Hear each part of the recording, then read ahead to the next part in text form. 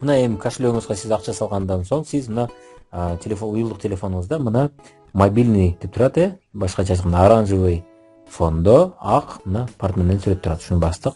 Баскандан кийин сиз мына киргенде сизден Мегаком, Билайн деп, Фаберлик деп чыгып калды. Часто оплачиваемый дейт, сиз тез төлөп турсаңыз, сизге ушул тизмеге чыгып калат. Эми сиз биринчи жолу төлөп аткан үчүн сизге бул тизмеде Фаберлик чыкпайт.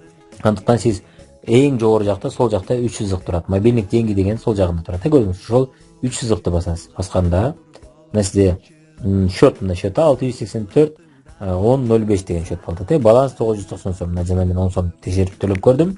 Мына 990 сомду сиз шуну которсоңуз болот экен. Мына бизде экинчи катарда кошелек деген кнопка турат. Ошону бастык. Ошону басканда мына узун тизме чыкты. Менде Фаберлик чыгып калат, мен төлөгөн үчүн. Сизде бул чыкпайт. Сиз другие услуги деген эң төмөн жакта солдо другие услуги дегенди басасыз. Баскаңызда мына Avon чыкты. Айталы башка ар кандай фирмалар чыгып атат. Элкарт. Мына Фаберлик чыкты, мына Фаберлик. Арифлеймде шеден чыгат, мына Фаберлик чыкты, мына бастыңыз.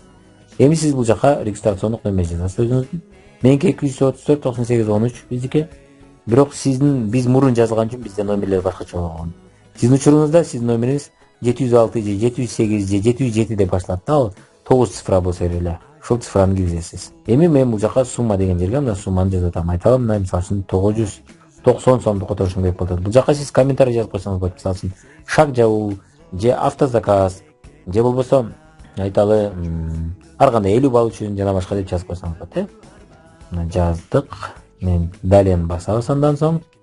Мына Батырханова Дарья Калыбековна деп чыкты. Сиздин фамилияңызды чыгат. Мына оплатить деп басасыз. Андан кийин ваш платеж принят, спасибо за доверие дейт. Мына болду. Платежкаңыз. Мына оплата Фаберлик 990 сом деп чыкты. Мына сообщение келди. Сиз төлөдүңүз деп. Мына болду, бул жактан чыгабыз. Эми чыккандан кийин сиз счетуңузду бир текшерип койсоңуз болот.